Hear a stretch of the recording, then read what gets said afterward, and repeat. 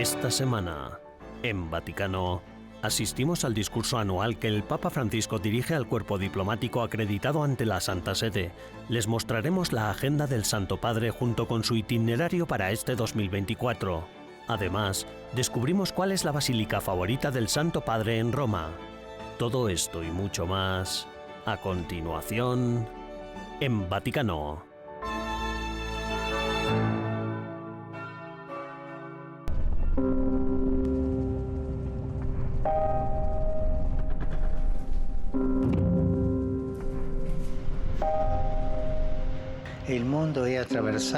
El mundo está experimentando un número creciente de conflictos, transformando lentamente eso a lo que a menudo me he referido como la Tercera Guerra Mundial por partes, en un verdadero conflicto global.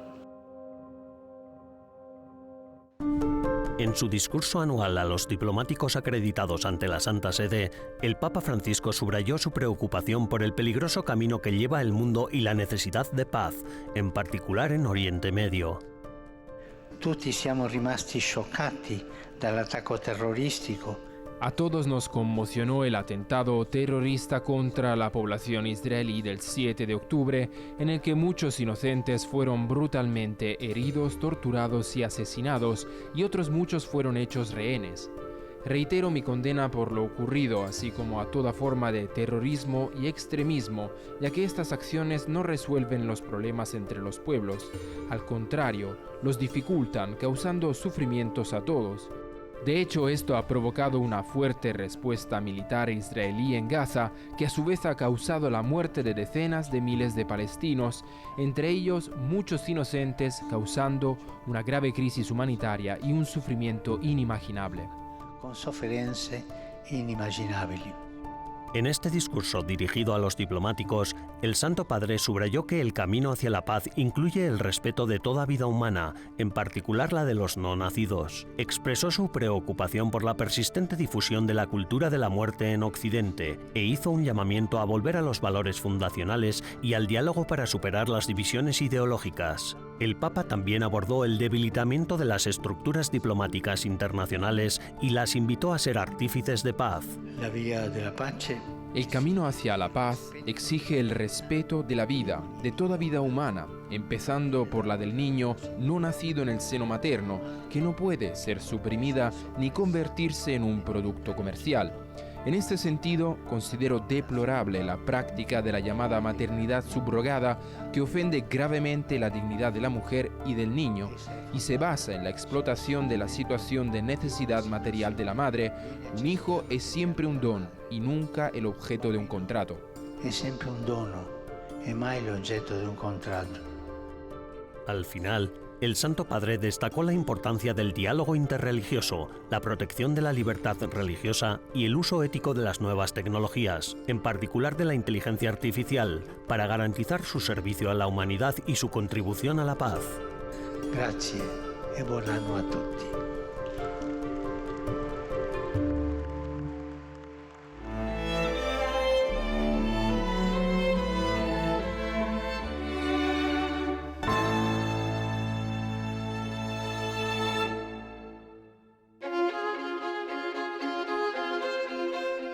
Los pasados 30 y 31 de diciembre, EWTN retransmitió desde el Campo Santo Teutónico, adyacente a la Basílica de San Pedro, una conferencia muy especial que conmemoraba el primer aniversario del fallecimiento del Papa Benedicto XVI. Organizada en colaboración con la Fundación Ratzinger y la Fundación Cristiana Virtus, la conferencia reunió a académicos, expertos y amigos de Joseph Ratzinger para tratar no solo la vida y obra del difunto Papa, sino también su profundo impacto en la Iglesia y la sociedad. La conferencia se inauguró el 30 de diciembre por la mañana con una sesión titulada Benedicto XVI, Memoria y Legado, en la que los antiguos alumnos del joven Joseph Ratzinger, el profesor Vincent Chumey y el padre Federico Lombardi hablaron de las aportaciones del difunto Papa a la teología y a la vida eclesiástica.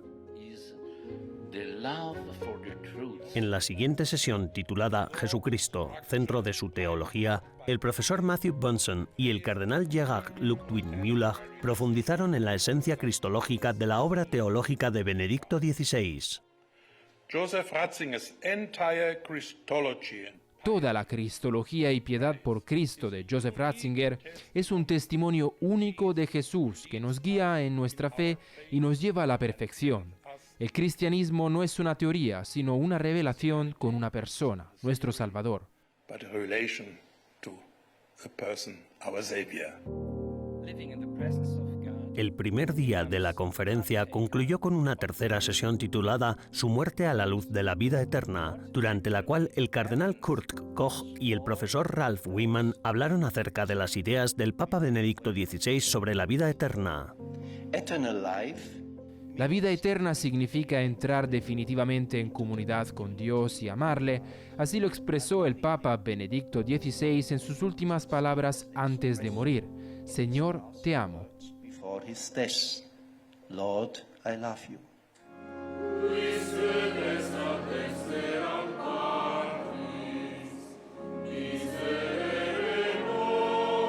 La conferencia culminó a la mañana siguiente con la solemne celebración de la Santa Misa en el altar de la Cátedra de la Basílica de San Pedro, presidida por el arzobispo Georg Gangswein, precisamente el día del aniversario del fallecimiento de Benedicto XVI.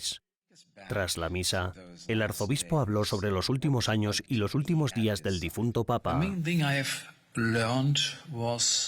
Lo principal que he aprendido ha sido que ahora practica lo que enseñaba. Prepararse para seguir adelante, para la última meta de la vida, para continuar hasta la eternidad, hasta la vida eterna. Mi impresión fue que se iba con un amigo al que le hablaba sin cesar. Dedicó toda su vida a Jesús. All his life was dedicated for Jesus.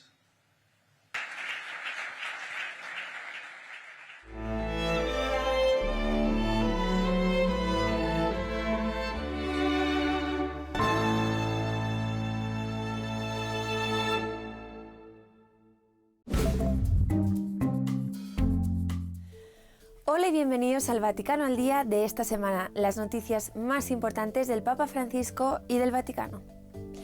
El Papa Francisco calificó de deplorable la maternidad subrogada y pidió a la comunidad internacional que prohíba universalmente su práctica.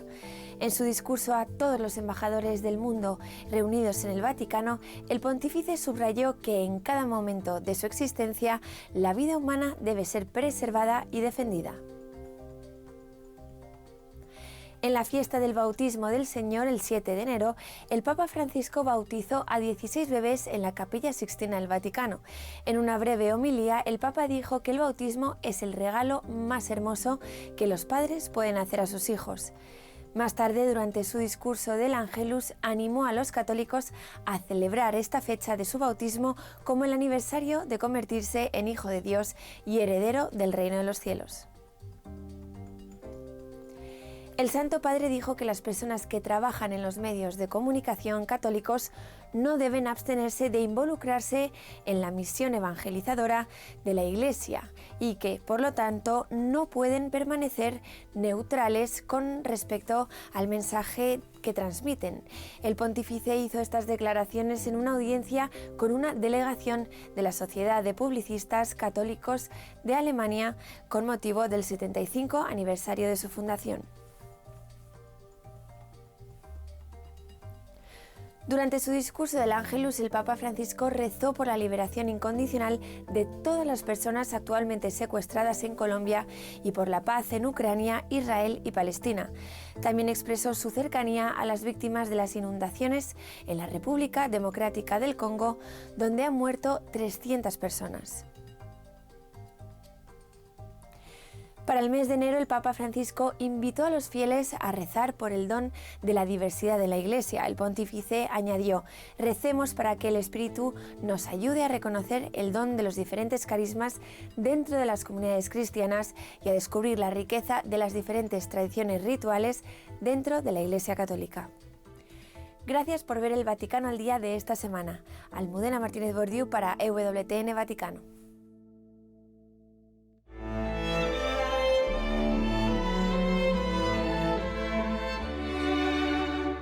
En breves instantes regresamos con más en Vaticano.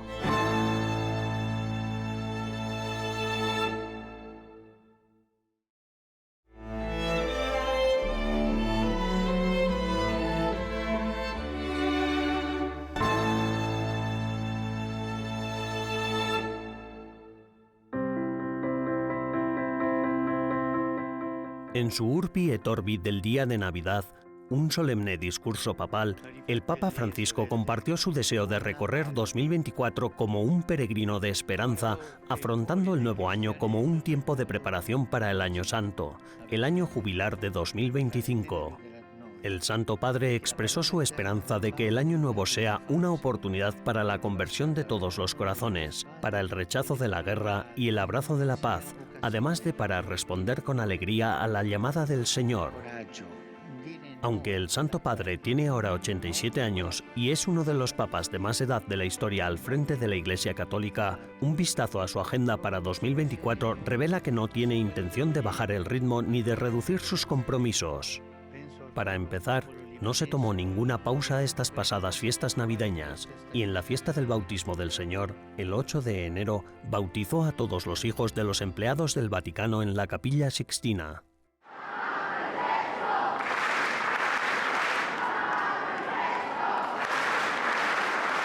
El Papa Francisco sigue teniendo dificultades de movilidad debido a problemas médicos en su cadera y rodilla derecha, pero a diferencia del año pasado, ahora puede caminar distancias cortas. Según ha confirmado su médico, Sergio Alfieri, goza de buena salud para su edad. Desde que es Papa, el Santo Padre ha visitado ya 61 países en 44 viajes saliendo fuera de Italia. En 2024, con motivo del 600 aniversario de la Universidad Católica de Lovaina, tiene previsto viajar a Bélgica, país que visitó como provincial jesuita.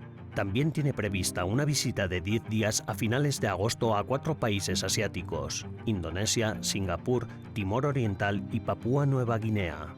Asimismo, se espera que el Papa Francisco visite finalmente Argentina, su patria, pero la complicada situación económica y política del país pone en entredicho estos planes.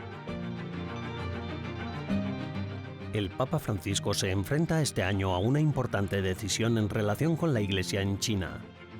El acuerdo provisional sino-vaticano relativo al nombramiento de obispos en la China continental se firmó por primera vez en Pekín el 22 de septiembre de 2018. Desde entonces, la Santa Sede y China han renovado este acuerdo en 2020 y 2022. En octubre de 2024, el Papa Francisco y China tendrán que renovar el acuerdo por otros 2 años, hacerlo permanente o introducir cambios. En lo que será un momento culminante de su esfuerzo de 10 años por reformar y conducir a la Iglesia Católica y a sus 1.300 millones de miembros por un nuevo camino misionero, el Papa Francisco presidirá la segunda y última sesión del Sínodo sobre la sinodalidad en diciembre de 2024. Se espera que el Santo Padre inicie el año jubilar 2025 justo antes de Navidad, abriendo la Puerta Santa de la Basílica de San Pedro en un rito que se remonta al año 1500. 2025 será su segundo jubileo. El primero fue el Jubileo Extraordinario de la Misericordia, que inauguró el 29 de noviembre de 2015 en Bangui, la capital de la República Centroafricana, devastada por la guerra. Los organizadores vaticanos del Jubileo 2025 esperan que el evento atraiga a unos 30 millones de peregrinos a la Ciudad Eterna, y la ciudad de Roma ya se está preparando en previsión de su llegada.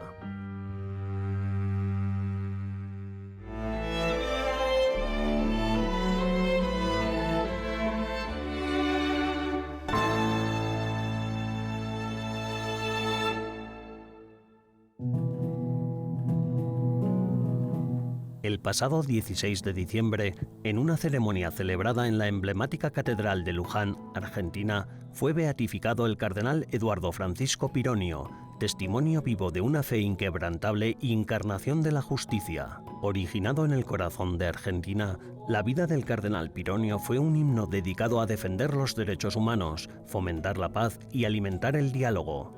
Su legado adquirió un brillo notorio cuando el Papa Francisco, reconociendo un hecho milagroso, aprobó la atribución de un milagro de curación al venerable cardenal. Esta curación milagrosa afectó a Juan Manuel Franco, un tierno bebé argentino de 15 meses. En una entrevista exclusiva con el postulador, el padre Tony Wilter, nos aventuramos a explorar la odisea que impulsó al cardenal Pironio hacia la venerada condición de santo. ¿Qué detalles puede contarnos acerca del milagro que recibió el pequeño Juan Manuel Franco por intercesión del cardenal Pironio? Era un caso que era nel 2006. Fue un caso ocurrido el 1 de diciembre de 2006. Este niño de 15 meses inhaló e ingirió purpurina. Se trata de una intoxicación muy grave para un niño de esta edad. Ocurrió sobre las 5 de la tarde. La madre, preocupada, llevó al niño al hospital. Llegó ya con problemas respiratorios. Más tarde, lo trasladaron a la unidad de cuidados intensivos de otro hospital. La situación era extremadamente crítica y tuvieron que proporcionarle respiración artificial. Al día siguiente se realizó una marcha de la esperanza promovida por el cardenal Pironio cuando era obispo de Mar del Plata. Fue precisamente en esa ocasión cuando el párroco le entregó a la madre de Juan Franco un folleto con la oración para invocar a Pironio y ella comenzó a buscar su intercesión para su hijo. El día 3, cumpleaños del cardenal, se notó mejoría, aunque la situación era todavía muy grave, pero el día 5, día de la ordenación sacerdotal, el cardenal se pudo desconectar al niño de la respiración artificial. Y el 8 de diciembre, un día muy especial para Pironio porque es la fiesta de la Virgen Inmaculada, el niño pudo caminar solo por los pasillos de la UCI. Questo era per i medici veramente una sorpresa. Come può essere avvenire questo? Aquello para los doctores fue una sorpresa. Lo que distingue especialmente a Pironio es su esperanza. Era un auténtico heraldo de la esperanza que derivaba de su relación con Jesucristo. No se pueden separar la fe, la esperanza y el amor, siempre están juntos porque se complementan. Pironio daba esperanza a los que estaban decepcionados y preocupados, era capaz de ampliar horizontes. Otra cosa que distinguía a Pironio era su humildad. Precisamente por su humildad, trataba a la gente de forma que no se sintieran oprimidos, sino acogidos y comprendidos. Otro elemento a mencionar es que precisamente por esa humildad se dedicaba a dar la vida, a ofrecer su vida. Ofreció su vida a la Iglesia, especialmente durante su enfermedad. Ha offerto la sua vita per la Chiesa e questo anche nella sua malattia. En sus últimos días, el cardenal Pironio padeció cáncer, decidió renunciar a la morfina y ofrecer su dolor en la oración, de modo que, incluso durante sus últimos alientos, sirviera a la Iglesia y a su pueblo.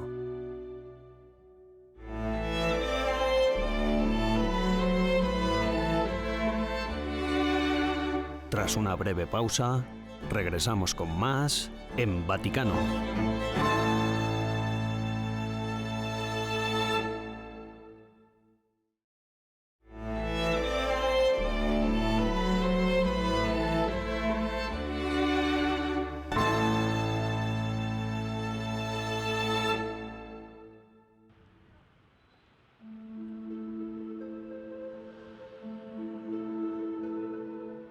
Bienvenidos a la Basílica Papal de Santa María la Mayor.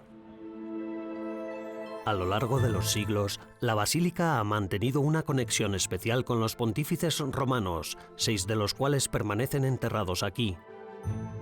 También se ha convertido en la basílica favorita del Papa Francisco, que la ha visitado más de 100 veces. ¿Qué hace que esta basílica sea tan especial?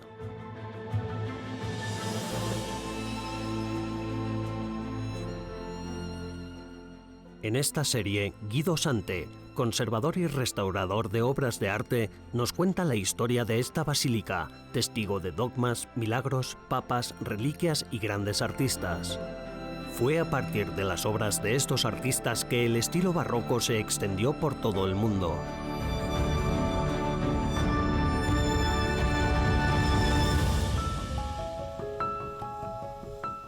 No hay viaje apostólico del Papa Francisco sin una visita a la protectora de la ciudad de Roma, la venerada Salus Populi Romani, que se conserva en la Basílica de Santa María la Mayor. Ya en el primer día de su pontificado, Francisco trajo flores aquí y desde entonces, cada vez que sale de la ciudad de Roma para una misión o regresa de una peregrinación, tiene la costumbre de llevar flores a la Virgen Salus Populi Romani, que en latín significa salud del pueblo romano. A lo largo de la pandemia, el Santo Padre oró fervientemente por la salud del pueblo y del mundo entero frente a la imagen en la Plaza de San Pedro y bendiciendo las calles vacías de Roma.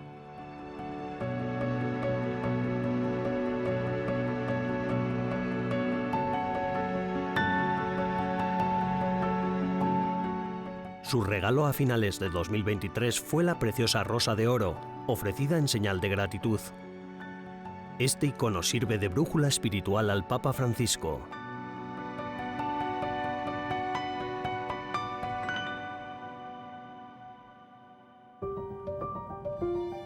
Pero remontémonos a los orígenes, junto con el profesor Guido Sante, para comprender los fundamentos de la basílica y por qué es tan querida por los papas.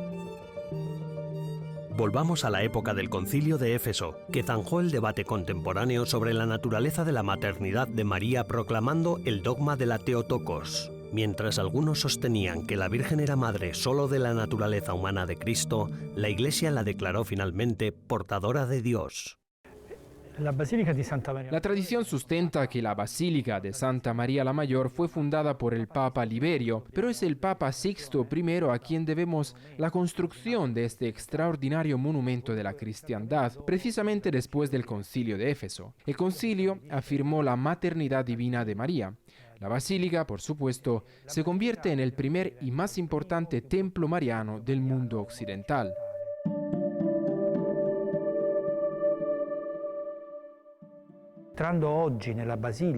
Al entrar hoy en la basílica, lo que más impresiona a los fieles es el maravilloso mosaico del ábside, que representa la grandiosa escena de la coronación de María por su Hijo, Jesucristo.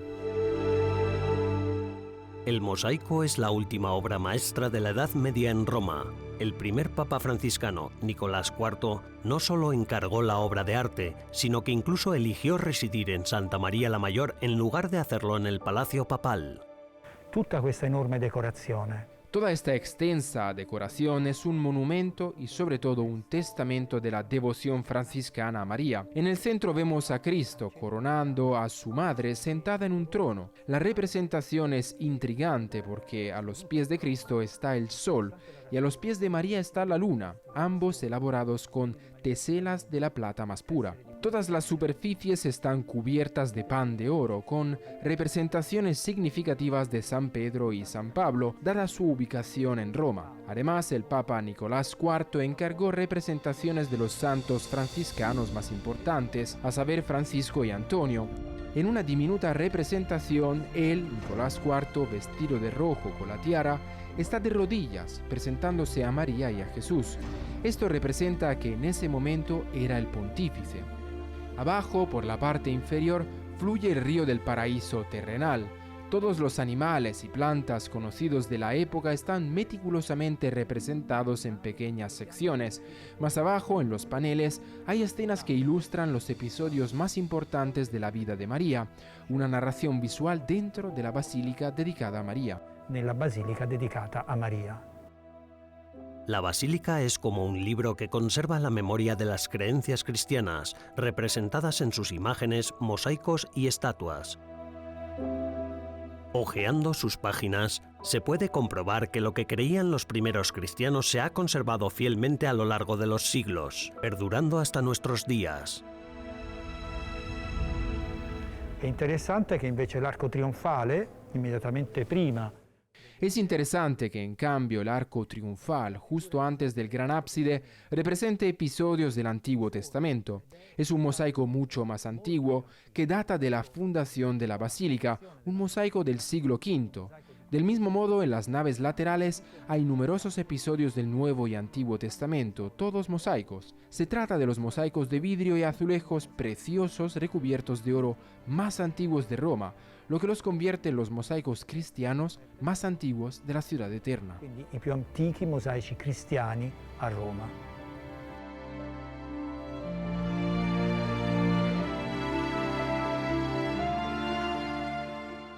El Papa Nicolás II legó el carisma franciscano a la basílica, que también había sido llamada Santa María ad Praesepium y Betleheme ad Occidente, por contener la reliquia de la cuna del niño Jesús.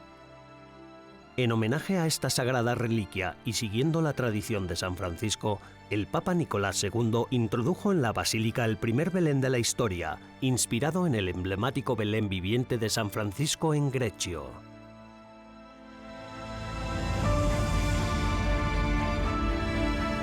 No se pierdan el próximo episodio para conocer las reliquias que se conservan en Santa María la Mayor, la cuna del Niño Jesús, el primer Belén y las reliquias de San Mateo Evangelista y San Jerónimo.